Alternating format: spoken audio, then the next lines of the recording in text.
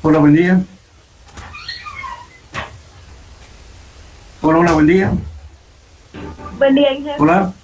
Bien, ingeniero. Ya, ¿me escuchan? ¿No? Bueno, como es la primera clase, supongo que todavía hay alumnos que no se han inscrito en su totalidad.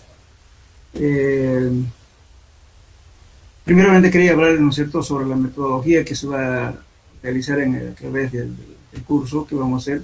La parte teórica va a ser, por lo pronto, virtual, y los exámenes se va a tomar en forma presencial, laboratorio también va a ser presencial y los exámenes también van a ser presenciales.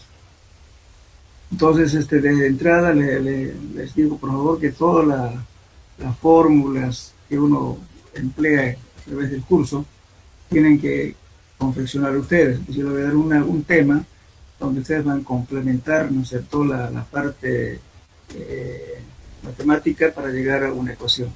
Esa ecuación se lo van a marcar como una fórmula para resolver problemas de mecánica de suelos. Ese formulario les va a servir también para suelos 2, porque tenemos que manejar justamente algunas fórmulas de suelos 1 para aplicar en suelos 2. Ese formulario les va a servir inclusive para fundaciones. Entonces, elaboren su formulario. Bien. Por otro, quería indicarles de que el examen, la calificación que vamos a llevar es lo siguiente. 45% de exámenes parciales, el 35% del examen final y 25% laboratorio. En el laboratorio va a ser el 10% presentación del informe, de los ensayos que se hacen. En los ensayos es obligatorio la asistencia para hacer la presentación del informe. Y la parte de los 15 puntos va a ser exámenes prácticos sobre los ejercicios o los ensayos que van a hacer ustedes en laboratorio. En total, sumado los dos, hacen 25%. Entonces, sumado los tres calificaciones van a ser 100%. El sistema que... Pregunta. Sí. ¿Puede repetir, por favor, la ponderación? Ya, la ponderación va a ser 45% los exámenes parciales, 25% laboratorio. El laboratorio comprende dos partes. Uno, la asistencia de teoría, la parte práctica, y la presentación del ensayo que se va a hacer en el laboratorio. Eso es 10%. Y el 15% lo evalúan en base al examen que se da justamente de los ejercicios del laboratorio. Total 100%. Lógicamente, y el 35% decía el examen final. En el laboratorio tienen que asistir a clases obligatoriamente para que hagan los ensayos. Aunque sea en grupo, ¿no? Aunque sea el auxiliar o haga el ejercicio, ¿no es cierto? O sea, el ensayo, pero ustedes tienen que anotar, ver cómo se hace y hacer los cálculos correspondientes, hacer su informe individual.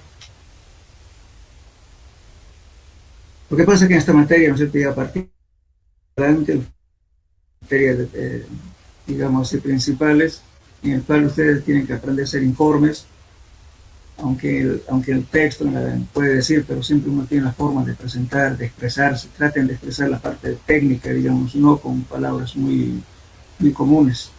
Tampoco estoy diciendo, no sé, yo quiero que nadie las entienda, ¿no?, técnicamente, pero que sean posible con alguna,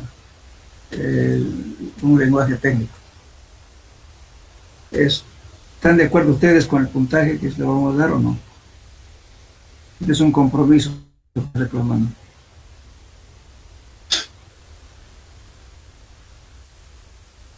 ¿Están de acuerdo? Hola. Sí, Irene. Sí, genial, sí. Positivo. Ya. Entonces, como ven, es fácil aprobar la materia porque tienen parciales 40, el laboratorio pueden asegurar 20 puntos, de entrada tienen 20, y solamente para aprobarlo no les falta mucho. Ya, hay otra cosa que quiero decirles, ¿no es cierto? A mí no me gusta obligar la asistencia, porque ustedes vienen a aprender, quieren hacer algo en la vida, pues, cumplan. No me gusta estar coercionando para que la gente asista a clases, que eso no, por favor. Aquí la persona pone su voluntad porque para eso estudia. No es necesario hacerlo de acuerdo ni estar amenazando como que si no les aplazo, no. Yo se lo pongo a la materia que saca.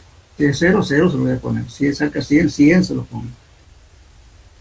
Tampoco me gusta hacer preguntas capciosas, como se dice, ¿no es cierto? Trampitas, a mí no me gusta hacer eso. Vamos a dar todo el examen en base a todo lo que vamos a llevar durante el curso. Así que claro, por favor. También con aquella persona que no vino al examen, tiene 0. Después que me venga, después de otro día que me enfermé, que mi señora estaba embarazada, que mi mamá se murió, no me interesa eso. Eso es antes del examen o el examen se lo pongo su 0. Por favor, le estoy diciendo de antemano. Hay mucha gente que ve que el examen es... primero ve primeramente si el examen era fácil o cómo. Después de sí pide, ¿no es cierto?, un examen que le toma él, ¿no? Tampoco es correcto. Si te doy una oportunidad a un alumno, tengo que darlo todo. Eso se trata, ¿ya? Bueno, por otra parte, más que todo hablando un poco de... Sí, te escucho. Ingeniero pregunta. Solo un parcial nomás. Diga. Vamos a tratar de hacer 2 parciales. Bien. 2 parciales. Todo va a depender, pues, de la, digamos, de la normalidad del semestre, ¿no? Y también que ustedes, muchas veces aparecen muy poca gente. Por ejemplo, ahora voy a pasar, si es uno, con uno voy a pasar. Así que, por favor, traten, digamos, de asistir a clases. Hay mucha gente que no asiste. Muy bien. Ahora, como le digo, la presentación de informe, hagan individuales con su propio lenguaje. Así tengan los mismos datos, porque el ensayo no lo van a hallar si hacen en grupo, hacen lo mismo. Pero la forma de presentar, dar su conclusión, dar su observación, es criterio de cada uno. Vayan aprendiendo a hacer informes reales, ¿no? Porque después cuando ya salen profesionales no saben ni siquiera escribir libros de órdenes. ¿Saben qué es un libro de órdenes, jóvenes? No, Hola. Si no saben, me van a preguntar. Aquí venimos a aprender, incluyéndome yo. Si tengo algo malo, díganmelo también. Yo no me voy a enojar. ¿Qué es un libro de órdenes? Supongamos que estamos haciendo un trabajo. Muy bien. Entonces se hace mediante un notario, se apertura un libro, ¿no es cierto?, en el cual vamos a tener una relación por escrito, ¿no es cierto?, con lo que vamos a decir durante la ejecución del trabajo. Otra cosa que le iba a decir antes, disculpen, por favor, 10 minutos, por favor, no molesten, ¿ya? Así que acostumbremos a ser cumplidos también. Igual de mi parte, espérenme 10 minutos, si no, me mandan a la lona. Si hay cualquier cosa, uno avisa con tiempito, ¿no? Pero normalmente vamos a hacer eso, por favor, también somos muy incumplidos. Le decía, por ejemplo, cuando estamos en una obra, aperturamos un libro, que se llama libro de órdenes, se registra y es notariado además, ¿no? un documento. Entonces ustedes, por ejemplo, supongamos, por así decir, estoy haciendo un cimiento y me dice que el terreno es muy bueno y que va a soportar todo el peso que le pongan, ¿no?, de cualquier tipo de estructura. Eso me dice el proyecto. Y lógicamente suponiendo, ¿no es cierto?, de que cuando ya estoy ejecutando el trabajo, no es lo que dice el proyecto, no encuentro ese material, digamos que sea un suelo muy malo, que no puedo asentar un cimiento, no solamente cimiento, también una carretera o hacer un camino, de repente tengo que cambiar material. Entonces, ¿qué hago? Solicito, ¿no es cierto?, en el libro, digo, señor, el supervisor de tal obra, tanto, requiero, ¿no es cierto?, que usted verifique el tramo de tanto a tanto que no coincide con los datos en el proyecto. Y por consiguiente, debo realizar un cambio de material. Entonces, ¿qué hace? Con eso le mando una nota, entonces el otro le dice, sí, verificaré tal cosa, que ya le conteste al supervisor o al fiscal. Una vez hecho eso, dice, muy bien, sí, efectivamente, ¿no es cierto?, el suelo que ustedes mencionan es correcto, que no está como está en el proyecto, entonces se autoriza el cambio del material. Entonces, como está autorizando, entonces además usted va a presentar, autoriza el cambio de material, pero le va a decir, bueno, presente el costo de ese cambio. Le va a presentar y tanto. Le dice el costo tanto. Muy bien. Entonces, aprobado por el fiscal. Está firmado, sellado.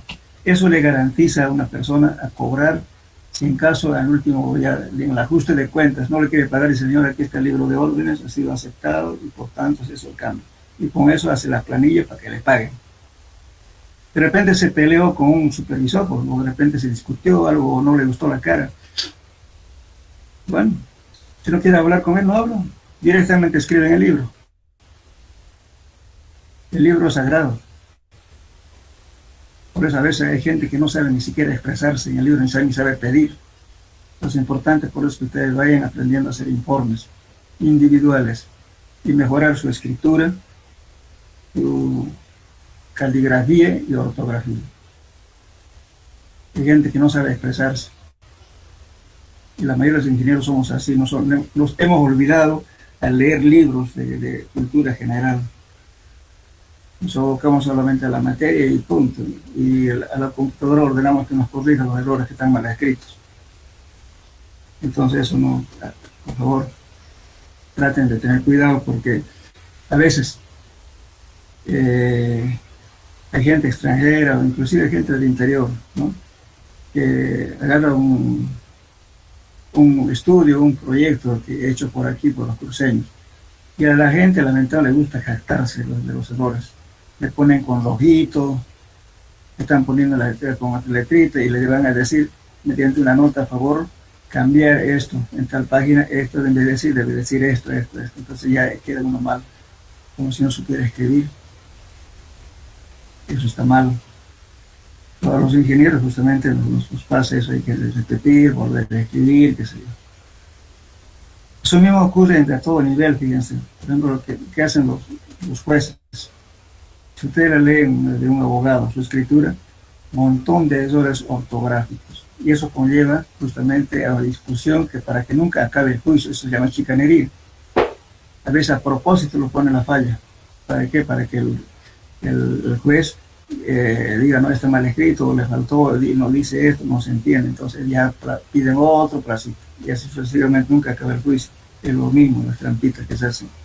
En la parte técnica no hagan eso porque uno queda mal como profesional. A veces, muchas veces los informes van al extranjero porque siempre tienen que buscar plata de otra parte. Por eso aprendan a hacer sus informes bien hechos, individuales, sin engañarse. Los datos que van a hacer en el laboratorio van a ser lo mismo, porque están haciendo la misma muestra. Pero la presentación es diferente. El criterio de cada uno. Aprendan a hacer, porque si uno comete un error en la universidad, no incide tal vez en la nota, pero no incide en lo personal ni en lo económico. Pero si es un trabajo real, sí le da afectar la parte de economía y su prestigio. Eso tal vez está de más una recomendación, pero eso ocurre ya con profesionales ya que están trabajando, aún tienen esa falla. Y tenemos, no voy a decir que no, todo el mundo tenemos ese tipo de falla. ¿Por qué? Porque nos dedicamos más a la parte técnica y nos culturizamos un poco. Por eso. Bueno. Está claro entonces nuestras calificaciones, todo lo demás, ¿verdad? Siempre si ustedes hacen un trabajo, por ejemplo, supongamos, el auxiliar o quien sea les va a dar la metodología del ensayo, supongamos, en el informe, pero pongan bibliografía. Seguramente yo a través del curso les voy a dar varias preguntas para que ustedes amplíen la información que les estoy dando. Temas de investigación y también un repaso de geología. Entonces, cuando ustedes me respondan las preguntas, siempre acostúmbrense a colocar fuente de información.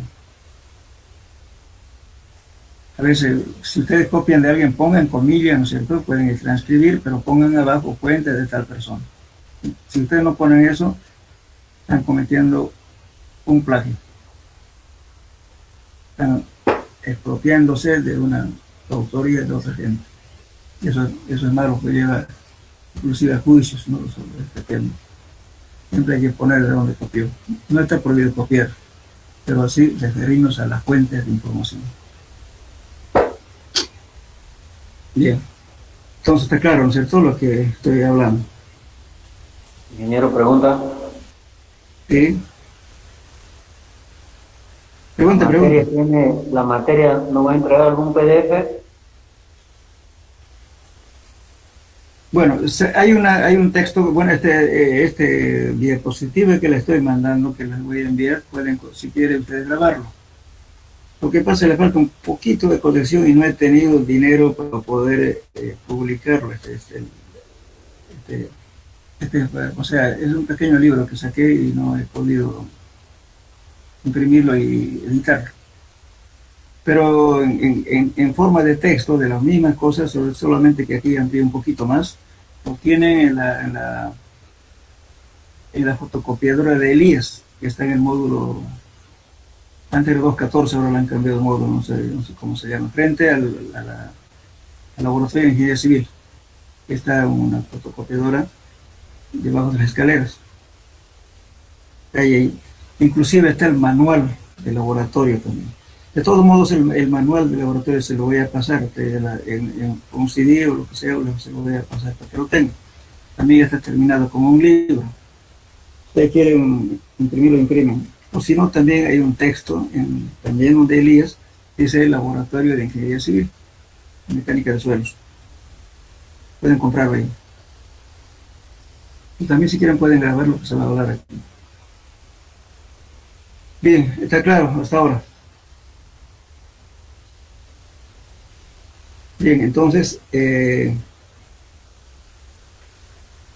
ahorita todavía creo que hay plazo de edición de materias, creo, ¿no? Entonces seguramente no están todos los compañeros todavía inscritos y no están participando en las clases. Entonces vamos a hacer ahora un pequeño repaso y la introducción a la materia. Si tienen algo que decirme, por favor, pueden tener la libertad de preguntar o opinar o algo. Lo escucho.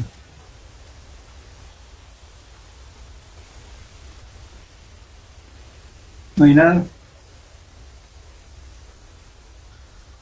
Bien. Otra cosita. Yo normalmente acostumbro de darles todas las partes de teoría. Después de dar la teoría hago ejercicios. Entonces, en este caso, los ejercicios vamos a tratar de formar grupos para ser presenciales. Todo va a depender del tiempo, ¿no? Lo posible vamos a tratar de hacer eso. Podemos formar en todo, que sea una hora o no sé, igual cómo organizarnos mejor, o de repente también va a ser todo presencial. Sería bueno que sea presencial. Pero vamos a tratar siempre hago ejercicios, desarrollo de ejercicios de cada tema. Por eso les sugiero que tengan su formulario, para que ustedes me sigan. Yo les voy a pedir la fórmula donde tengo que emplear, ustedes me dirán para escribir. Si no, no tiene sentido que yo resuelva el problema, ¿no es cierto? Y ustedes mirando y pues, no están practicando. Y también una sugerencia más. Hace muchos años yo di una hojita con fórmulas, pero utilizando otra nomenclatura. Y resulta que hasta ahora siguen manejándolas porque no se hacen su formulario y resulta que el día del examen no saben qué es lo que les estoy preguntando porque la nomenclatura es diferente. Hagan su propio formulario. Bueno, entonces entraremos al tema.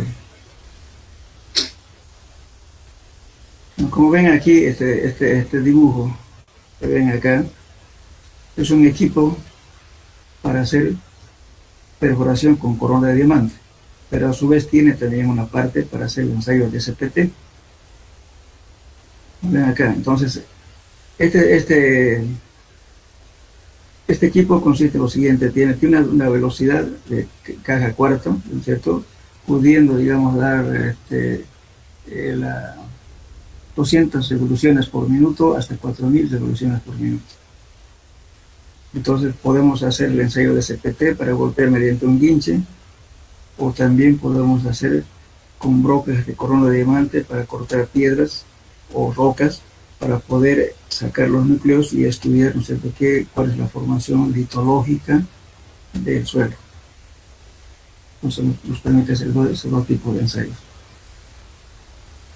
Bien, entonces ahora vamos a hacer antes de entrar al tema en sí, voy a hacer primeramente un repaso de geología.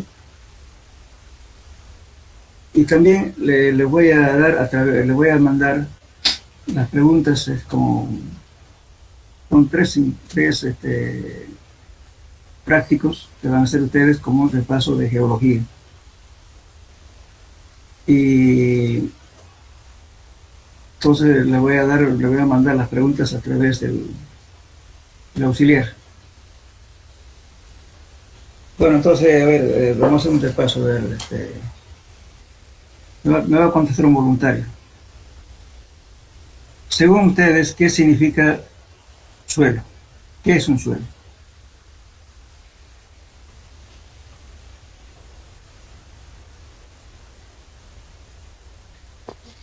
¿Alguien puede decirme? Es la superficie de la corteza terrestre, que comprende de varias capas. La parte superficial de la corteza terrestre, ¿no es cierto? Compuesto por materiales. ¿Por qué tipo de materiales? Disgregados, ¿verdad? Dando origen, ¿no es cierto?, a los suelos, que es la roca madre, ¿no es cierto? Y también podemos tomar en cuenta que como origen puede ser también la parte orgánica, como son las plantas. Las plantas, cuando llega a su estado de putrefacción, llega a ser limo o arcilla, se vuelven coloides.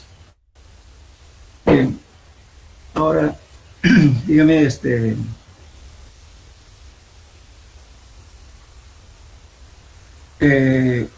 vamos a hablar de un perfil geotécnico o perfil de subsuelo. Estamos hablando de eso porque estamos hablando justamente de suelos, diferentes tipos de conformación de suelos, de arena, de arcilla, limo, etc., ¿no? También gravas mezcladas con arcilla, etc. Cuando hablamos netamente de una perforación en roca, vamos a llamarles perfil litológico. Lito es roca. Entonces vamos a hablar de eso. Bien. A ver, por ejemplo, en una conformación geológica del suelo, pueden haber estratos conformados, ¿no es cierto?, en forma horizontal con diferentes espesores. Cuando yo tengo una estratificación variada, supongamos que estoy en un lote, hago varias perforaciones y voy a tener diferentes perfiles. Si en ese perfil geotécnico tengo espesores variables de suelos, ¿qué le llamo al tipo de esa estratificación? Uniforme, errática, o como le llaman. ¿Entienden? Para ilustrarles un poco, supongamos que ustedes van a, van a hacer una vivienda o cualquier edificio. En un punto determinado ustedes van a encontrar una arena, digamos, de 3 metros de espesor. Y en el otro encuentran de repente 1 metro de espesor.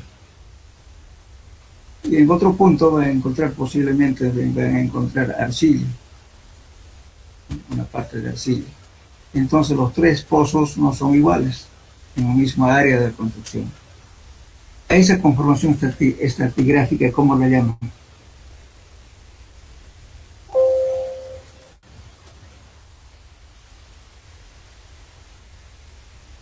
Que sería un ¿No se suelo acuerdan? discontinuo.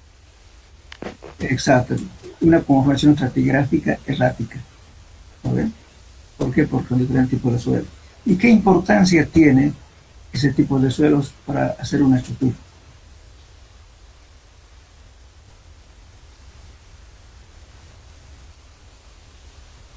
A ver, jóvenes, contesten. Aquí no hay críticas. Estamos aprendiendo.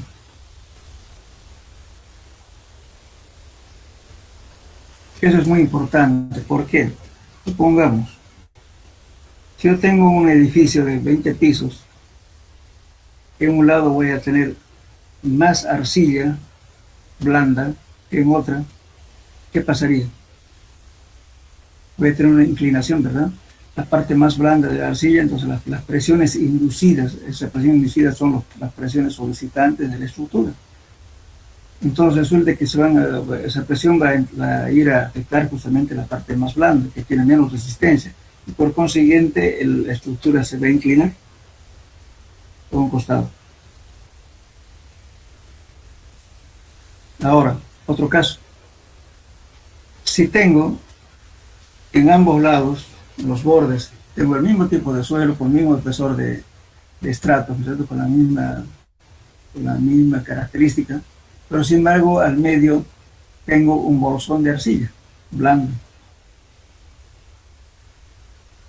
En ese caso, fíjense, ¿qué está pasando? Al deformarse con mayor intensidad, ¿cierto? A través de las presiones inducidas de la estructura se va a asentar ese material blando, que no lo soportó mucho, y por tanto ver deformación en la parte central. En ese caso, ¿no es cierto?, la deformación central va a ser de que todas las cargas convergen hacia el centro. Entonces, cuando hay ese caso, ¿no es cierto?, se puede producir un colapso total central, como el caso de, si alguna vez han escuchado ustedes el accidente que hubo en Santa Cruz, el Málaga, que se cayó pero no aplastó a los vecinos, se cayó al centro. Es una falla central. Puede ocurrir justamente por una falla central en el suelo, porque hubo mayor hundimiento y por tanto todas las cargas convergen hacia el centro y no aguantan ni las columnas, se rompe todo. No, pero no estoy diciendo que Málaga produjo eso, puede ser también por razones, digamos, constructivas, de repente por las mismas columnas, ¿no es cierto?, que hubo, no sé, muchos factores que hay que estudiar. Simplemente dando un ejemplo, cómo se cayó la parte central, porque falló la parte central, se aplastó. Si hubiera sido, digamos, una deformación lateral, entonces el edificio debiera haberse inclinado y aplastar a los vecinos.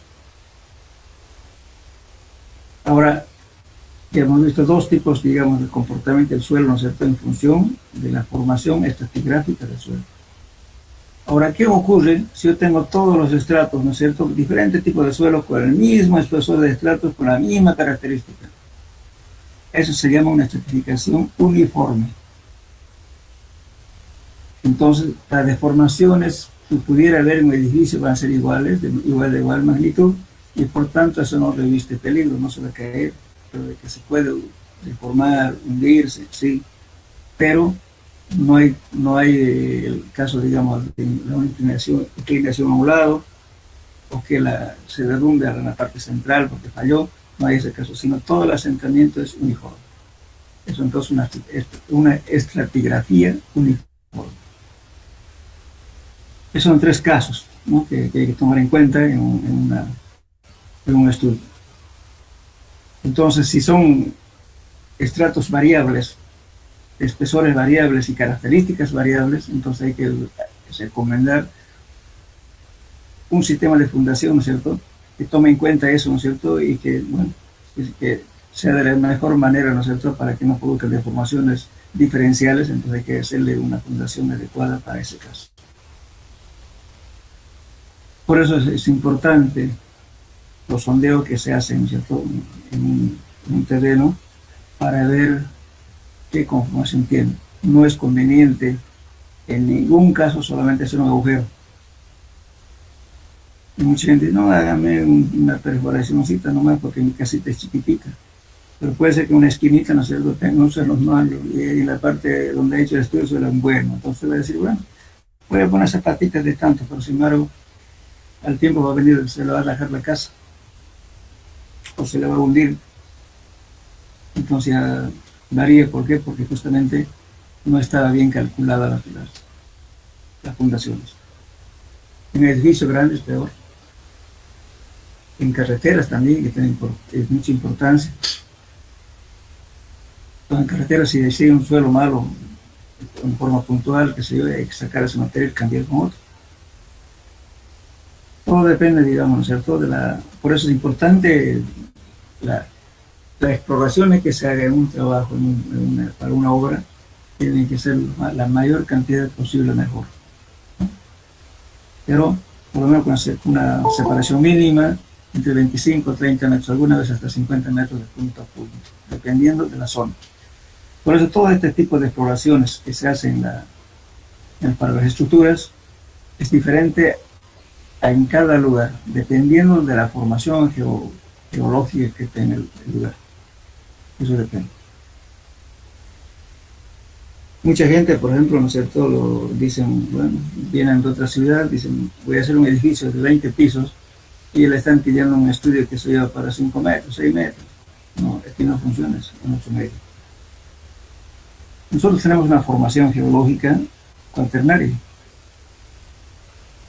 Entonces todos nuestros materiales son sedimentos aluviales cuaternarios. Entonces encontramos infinidad de tipos de suelos. Pueden encontrar arena, grava, arcilla, para más allácito no encuentro eso, encuentro otro tipo de material. Totalmente cambiante. Entonces, si hacemos una exploración muy superficial, no es suficiente para poder evaluar qué tipo de fundaciones va a llevar esa estructura. Bien.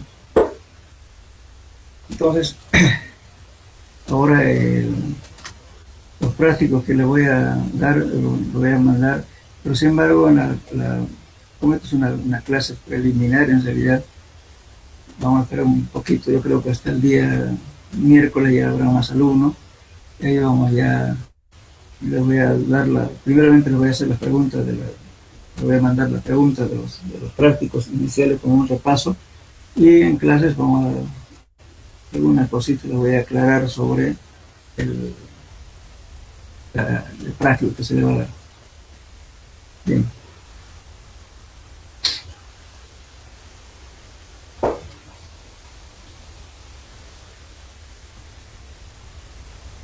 A ver, otra pregunta. Sí. Una preguntita antes de llegar a usted. Hola, ¿la escucho? ¿Ahora me escucha, Ingrid? Sí, la escucho. ¿Cada cuánto metros hay que hacer la perforación? ¿Eso me dice? Sí, por favor, es que no escuché bien. Por ejemplo, en nuestro medio, estoy hablando de la ciudad de Santa Cruz. La ciudad de Santa Cruz tiene 2 formaciones geológicas. Fíjense, todo el mundo conoce Santa Cruz. Si nosotros nos vamos, por ejemplo, del Carretón para este lado, ¿no?, estoy hablando del río de Uruguay, un poquito más acá, esa formación vamos a encontrar una formación cuaternaria, generalmente por limos, arcillas y gravas a mayor profundidad, ¿no? Entonces todas las aguas drenan hacia la cuenca del río Piraí, En cambio, de ese punto para el otro lado, es una formación que va cambiando, ¿no es cierto? Porque ya viene la estribación del Chaco. Y todo el escurrimiento de las aguas va hacia las cuencas del Río Grande. Son dos cosas diferentes. ¿Ya? Entonces, lógicamente que la formación geológica que tenemos en Santa Cruz, por ejemplo, ¿no es cierto? Cuando viene en Turbión, siempre tiende el agua a venirse, ¿no es cierto?, hacia este lado. ¿Por qué? Uno, por la formación geológica, y otro, ¿por qué? Por el efecto de coriolis, ¿no? Pero fíjense, debido a la rotación de la Tierra, siempre, ¿no es cierto?, la mayor empuje del agua va a ser hacia la ciudad de Santa Cruz y no hacia Urubú. Entonces, hacer, por ejemplo, excavaciones en esa zona, digamos, que están a las riberas del río Piraí, a veces peligroso. Entonces, siempre el agua tiende a venir, ¿no es cierto?, a su curso antiguo, dependiendo del ciclo hidrológico, a veces ocurre 25 años o 50 años. Hay una tendencia de retornar los cauces hacia ese lado. Ahora, hacia hacia Urubú no va a haber ese caso, porque es otra formación geológica.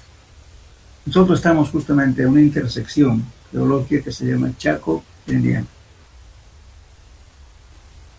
Ahora, si nos vamos ya hacia el lado del Río Grande, las formaciones geológicas son de otra característica. Generalmente está por arcilla y limos, ¿no? Casi toda la planicie. En cambio, a este lado del centro de la ciudad para allá son más arenas, limos y intercalados por arcillas. Si entramos a mayor profundidad, por ejemplo, en la zona de, ustedes conocen, de Equipetrol, donde está el edificio de la Riviera, toda esa zona, a partir de unos 20 o 30 metros ya existe un suelo que son las estribaciones del Chaco. Arcilla dura y arena dura, compacta. Y eso ya es una formación terciaria. Encima está el cuaternario. En algunos lugares todavía de la ciudad de Santa Cruz, todavía se puede encontrar vegetación que está en estado de putrefacción. Los 9, 10, hasta 14, 15 metros todavía encuentran árboles que se sientan pudriéndose. Por eso no es conveniente en toda esa zona de Equipetrol, Villarrígida, hacia el norte, que ha sido paleocauce del río Piraí. ¿Qué quiere decir paleocauce? Un ex río Piraí. Entonces ustedes pueden encontrar troncos inclusive enterrados. Y si usted hace un edificio sin haber hecho un estudio adecuado, bueno, te corre el peligro de que de repente ha puesto una zapata justo donde hay un palo podrido abajo, donde las presiones se traducen hacia el interior del suelo, se transmiten hacia el interior del suelo, lógicamente pueden producir fallas en la estructura. Entonces, la ciudad que veo, ¿no? Lo primero que, al menos yo, lo primero que pregunto es en qué parte, para que le estudie y le diga la profundidad aproximada del trabajo. Así está nuestra ciudad. Yeah. ¿Alguien más quiere preguntar algo? Le preguntaba al joven al final, pero no le contesté. Por esa misma razón, la separación de pozo a pozo no debe exceder más de 25 metros. En lo posible, estructura estoy hablando. De repente en calles podemos hacer cada 50 metros o cada 30 metros, pero no más tampoco. ¿Por qué no es importante, por ejemplo, hacer, por ejemplo, en las calles? Pues la alcaldía hace un agujero cada cuadra y eso no está bien. Cuando hay asentamientos humanos, generalmente las calles no son pavimentadas, a no ser que sea una urbanización nueva donde pavimenten la entrada, pero que son calles que van creciendo poco a poco la población. Entonces, frecuentemente se hacen pozos de suelo y luego se van haciendo una especie de laguna y lo van rellenando con basura, con todo lo que puede el vecino para poder pasar esa acumulación de agua. Bueno, con el tiempo queda tapado, pero cuando están haciendo la apertura para hacer las calles aparecen las basuras. Entonces eso justamente no se ha detectado durante el estudio de suelos. En el proyecto no está contemplado ese basural que había y que está enterrado. Pero ese basural que está enterrado va a costar harta plata. ¿Por qué? Ahí voy a pedir justamente en los libros de órdenes que le estoy hablando, voy a pedir el cambio de material porque tengo que botar basura para traer otro material para cambiarlo. Entonces estoy haciendo un préstamo de material. ¿Y eso qué me va a costar? Sacar el material que no sirve, llevarlo a ir a botarlo por un lado, pues estoy gastando en excavación y corte. Ahora, para llenar ese agujero hice, ¿no es cierto? ¿Qué voy a hacer? Voy a comprar material de buena calidad y voy a pagar transporte para traerlo al lugar. Ahí voy a rellenar compactando. No tiene otro costo. Entonces, por eso, en movimiento de tierras, cuando hay ese tipo de casos, se calcula, ¿no es cierto?, el volumen de excavación, el volumen de transporte del material y el volumen de transporte y la tierra para poner compactando en el sitio. Son 3 volúmenes diferentes. Entonces, cuando no se contempla estos costos, a veces estamos fregados porque supongamos que ustedes, si en algún caso no se contemplaba, pero dicen, bueno, llave en mano, cuando llave en mano usted dice, muy bien, no hay tales cambios, ¿sabe cuántos tienen que poner? Un riesgo, ¿sí? De repente que lo que no estaba bien hecho en el proyecto, le va a costar su bolsillo, ¿no es cierto?, botar el material, traer el material, que se le va a costar hasta plata. Entonces eso hay que, por eso los proyectos tienen que estar bien hechos. Si no hay ese tipo de fallas, por eso en muchos barrios, a veces hay algunas callecitas que un pasaje, un pasillo, que no lo pavimentan. Pero eso no es que no lo han pavimentado, no se lo han guardado la plata, sino es que esa platita que faltaba para otro ítem donde hubo equivocación durante el proyecto ha sido justamente reemplazado por esa plata que tenían que hacer en ese pasillo. A veces en el presupuesto, o sea, en el proyecto está hacer, qué sé yo, señalización, por ejemplo, vertical, o señalización lateral, qué sé yo. Entonces sí, a veces no se hace eso. Faltó plata para enmendar las fallas que había en el proyecto. Entonces esos son los que va encareciendo al final, cuando suman, bueno, resulta que faltó un poco de plata para terminar el proyecto. Algunos proyectos no se terminan, quedan a medias, por ese tipo de cambios que hubo permanentes durante la ejecución del trabajo. Eso justamente es una falla de un estudio geotécnico. Generalmente, la gente es renuente, inclusive algunos ingenieros igualmente. Dicen, bueno, solamente para aprobar el plan regulador hagan 2 perforaciones de 6 metros para una vivienda que sea de 5 pisos. Eso es irrelevante. O sea, puede decir, bueno, prefiero no hacer. ¿Cómo va a garantizar con una perforación de 5 metros un edificio de 5 pisos? Las presiones que se cargan sobre eso, ese lugar, es bastante grande. Entonces, si tengo un suelo malo, se va a hundir. Y después va a venir el tipo de decir, usted no ha hecho bien el estudio. Pero hay mucha gente que no entiende el tema. Nosotros estamos, repito, en una zona de suelos cuaternarios aluviales. Ex río Piraí. Alguna vez hace miles o millones de años, seguramente pasaba algún río por esta zona. Bien.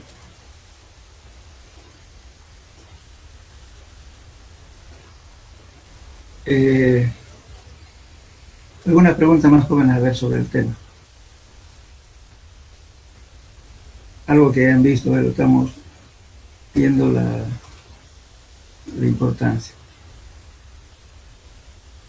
Bueno, y si no tienen ninguna pregunta, vamos a entrar entonces a hacer un poco de historia sobre la mecánica de suelo.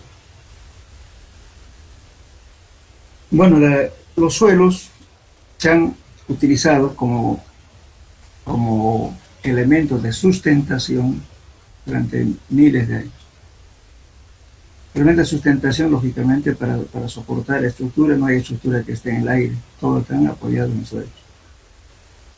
Entonces, el hombre aprendió a utilizar el suelo como base de sustentación, a veces ya empezó haciendo mejoramientos, ¿no es cierto?, de suelos, diferentes culturas, por ejemplo, ¿no es cierto? Los chinos, por ejemplo, ¿qué han hecho? Han hecho la famosa muralla china hace más de 5.000 años, creo que es. Y bueno, han empezado justamente a estabilizar suelos, porque tenían que atravesar pantanos, laderas, excavaciones, y han empezado, digamos, inclusive a usar otros materiales, ya fabricaron ladrillos en serie. Ahora la argamasa, o lo que llamamos mortero, ¿no es cierto?, utilizaron ya con otra tecnología, en fin, para poder hacer la muralla. Y bueno, y también en diferentes culturas, ¿no? Los romanos igual. Los romanos lo primero que hacían para conquistar una población, hacían la logística, que era hacer caminos, que hasta ahora persisten de caminos romanos de esa época, donde abastecerse de alimentos, donde descansar los soldados, en fin. Entonces hacían primeramente sus vías de acceso y luego recién atacaban, digamos, las poblaciones para dominarlos. Y así en todo lugar, ¿no? Realmente hablando ahí de la cultura, digamos, latinoamericana, los aztecas también tenían carreteras, tenían caminos, edificaciones. Realmente la gente, digamos, de los descendientes de los incas también, habían canales con construcción, ¿no es cierto?, con revestimientos de arcillas.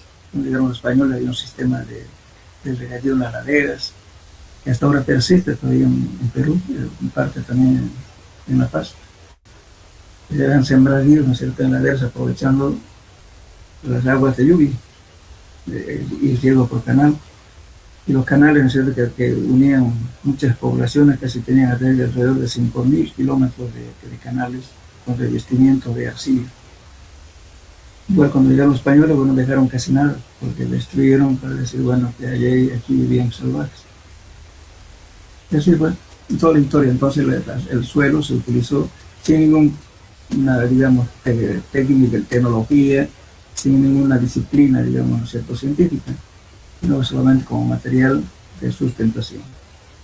Posteriormente, lógicamente, con el desarrollo de la tecnología, ya vienen, por ejemplo, ¿no?, aparecen los trenes, y para hacer ferrocarril ya surgió un problema, por ejemplo, de derrumbes, deslizamientos, cortes, túneles, etcétera. Entonces empezó a aplicarse ya toda la técnica, ¿no es cierto?, aplicada a la física y la matemática, ¿no?, para dar justamente soluciones a los problemas que estaba produciéndose justamente la construcción de ferrocarriles. Y luego bien aparecen los vehículos, ¿no?, que utilizan carreteras también. Empezaron a construirse vías de carreteras y luego cada vez han ido mejorando, hacen otras tecnologías, qué sé yo. Por eso las carreteras, inclusive hasta ahora utilizamos todavía laboratorios bastante antiguos, por ejemplo como el Proctor. El Proctor es el método de compactar, pero eso fue inventado durante la Segunda Guerra Mundial. Los sistemas de clasificación de suelos también en esa época. Entonces todo surgió, ahí empezó ya, digamos, a reconocerse ya como ciencia la mecánica de suelos. Hasta que llega el año 1935 aproximadamente. Bueno, aparece un señor que se llama Carl von der Sagi, que estudia justamente la mecánica de suelos, y en una convención, en un congreso, presenta un libro y le hace reconocer a la mecánica de suelos como una ciencia.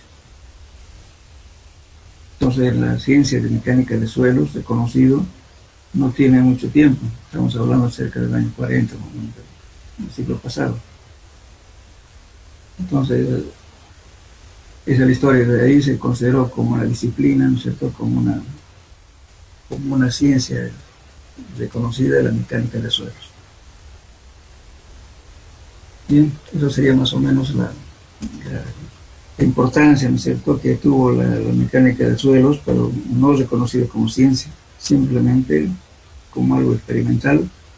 Luego empezó, digamos, a manejar ya los conocimientos matemáticos y físicos, aparece, por ejemplo, varios autores, ¿no? Como Pelenius, Otomor, Coulon, etcétera, hablando de 1800 y tanto. Pues ya van formándose en ciertas disciplinas y van a hacer una cierta teoría que hasta ahora inclusive estaban manejando los métodos de ellos, Pelenius, estamos manejando ahí, por ejemplo, del ciclo de Moore, del siglo pasado. Aún manejamos las fórmulas de hechos y los ensayos que han hecho ellos para solucionar problemas de mecánica de suelo. Pero la ciencia en sí, como mecánica, o sea, la mecánica del suelo se conoció como ciencia después de alrededor del año 1940 aproximadamente. Bien. Entonces, este tema lo dejaremos acá para que los compañeros vengan el día viernes. Y el viernes ya entramos así al primer tema de desarrollar. Y les voy a traer también el día de mañana, les voy a pasar las preguntas de las prácticas que van a hacer como un repaso general de mecánica, de geología. Bueno, en eso quedaremos, jóvenes, entonces, hasta el día miércoles.